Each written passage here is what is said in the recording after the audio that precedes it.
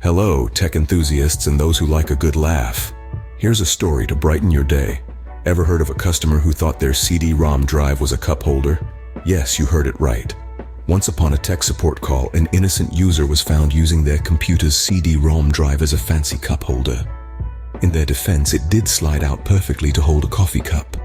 But as you can imagine, the computer didn't appreciate this creative use of hardware. It's a tale that has become a classic in the tech support world, setting the bar for hilarious and, let's admit it, somewhat ridiculous user missteps. So buckle up, because this is just the tip of the iceberg.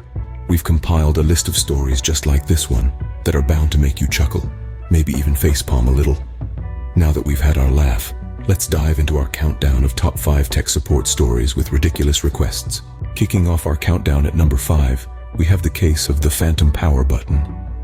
Now this is a tale that truly showcases how sometimes the simplest solutions are the ones that elude us the most. In the heart of Silicon Valley, a customer, let's call him Bob, was having a rather unusual issue. He had purchased a brand new state-of-the-art computer, but for some inexplicable reason, it just wouldn't turn on.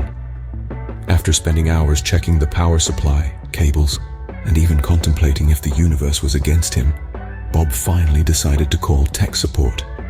Enter our hero for the day, a patient tech support representative named Sarah. She began troubleshooting with the basics. "Is it plugged in?" she asked. Bob confirmed that it was. "Is the power supply switch turned on?" Again, Bob confirmed. Sarah then asked Bob to press the power button. Bob, with a hint of frustration in his voice, explained he had been pressing it repeatedly with no success. Sarah, puzzled, asked him to describe the button he had been pressing. Bob explained, "It's right in the center, a shiny circle with the logo of the computer brand on it." A moment of realization dawned upon Sarah. With a chuckle, she informed Bob that he had been pressing the logo, not the power button. The actual power button, a small, almost inconspicuous button located at the top corner of the machine, had been ignored all along. Sheepishly, Bob pressed the real power button, and voila, the computer sprang to life. Bob, embarrassed yet relieved, thanked Sarah for her help. It's easy to laugh at Bob, but let's admit it, we've all had our moments where we miss the obvious.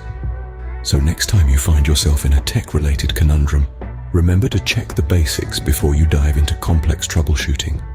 And most importantly, remember that logos, no matter how shiny and press-worthy they may seem, do not power up your computer. And that, my friends, is why logos don't turn computers on. At number 4, we have the hilarious tale of the wireless mouse. Picture this. A brisk Monday morning, our tech support hero is sipping his coffee, ready to tackle the day when a call comes in. On the other end of the line, we have our user, let's call him Bob. Bob is in a panic. His wireless mouse isn't working, and he's got an important presentation in an hour. Our tech support hero, always ready to save the day, starts troubleshooting. He asks Bob to check the USB receiver, to try a different USB port, to move the mouse closer to the receiver, but nothing seems to work. The mouse remains as unresponsive as a rock. Then our tech support hero asks Bob to check the batteries. Bob is taken aback. "Batteries?" he says, "but it's a wireless mouse." There's a moment of silence on the line. Our tech support hero, trying to maintain composure, gently explains to Bob that wireless means it doesn't need a wire to connect to the computer, not that it doesn't need a power source to function. Bob, feeling a bit foolish, checks the mouse, and sure enough, it's missing batteries. He pops in a pair of fresh ones, and voila, the mouse springs to life. Bob thanks our tech support hero profusely, promising never to forget this lesson. And that, dear listeners, was the tale of the wireless mouse. It's a gentle reminder that while technology can seem magical at times, it still needs to abide by the laws of physics. Next time you find yourself with a piece of wireless technology that's not working, remember to check the batteries. After all, a wireless device might not need a wire to connect, but it still needs a source of power to function. Remember, wireless doesn't mean powerless. Scene script. Coming in at number 3, we have the mysterious case of the disappearing files. Now, imagine a crisp Monday morning. The birds are singing, the coffee's brewing, and our tech hero is ready to tackle another day of support calls. The phone rings, and on the other end, a distraught customer wails about the sudden disappearance of all the files on his desktop. He insists that every document, every folder, every shortcut once present on his screen is now gone. Our tech hero, calm and collected, begins to troubleshoot.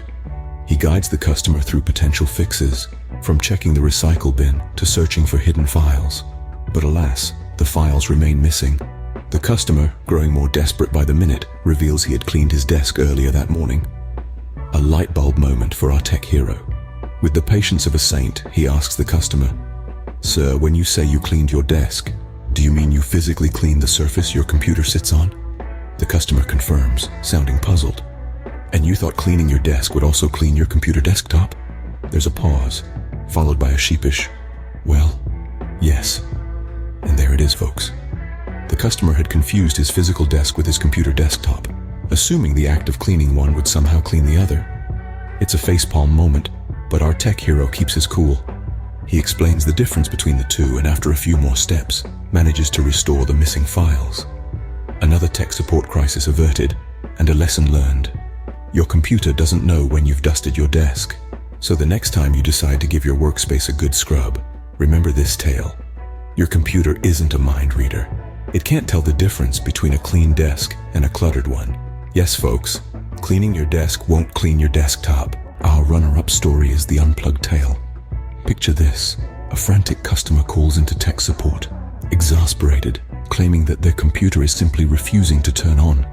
They've tried everything, they say, from pressing the power button repeatedly to even gently shaking the computer in a desperate attempt to kickstart it into action.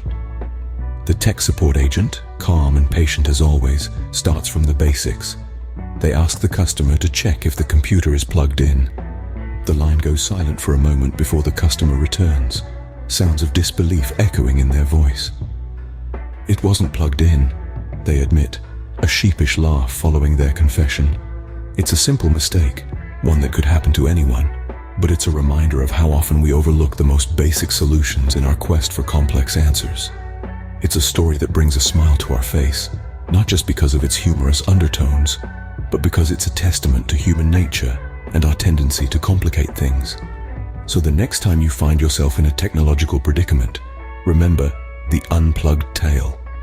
Start with the basics. Check the power cords, the batteries, the simple switches before you lose yourself in a maze of complex solutions. And for those of you who are tech support agents, remember to keep your patience and your sense of humor. You never know when you'll come across another unplugged tale. Always remember, power cords are your friends. And now for our number one story, we present the Internet Explorer. Picture this. A customer, let's call him John, is trying to use Internet Explorer to browse the internet. But there's a catch. John is attempting this ambitious feat on his desktop computer without an internet connection. One day, John decides to call tech support, frustrated and confused as to why his browser isn't working. He explains to the technician, "I've been clicking on the big E for hours, but nothing's happening." The technician, puzzling over this conundrum, asks John to check his internet connection. "I don't have one," John replies, as if it's the most normal thing in the world. "I thought the Internet Explorer was supposed to explore the internet for me." The technician, after a moment of stunned silence, gently explains to John that browsing the internet requires an actual internet connection. It's not enough to simply have the browser.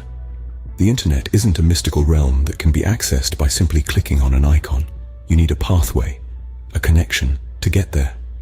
John, finally understanding, thanks the technician and hangs up, presumably to get himself set up with an internet service provider. And that, dear listeners, is why it's called the World Wide Web, not the World Wide Desktop.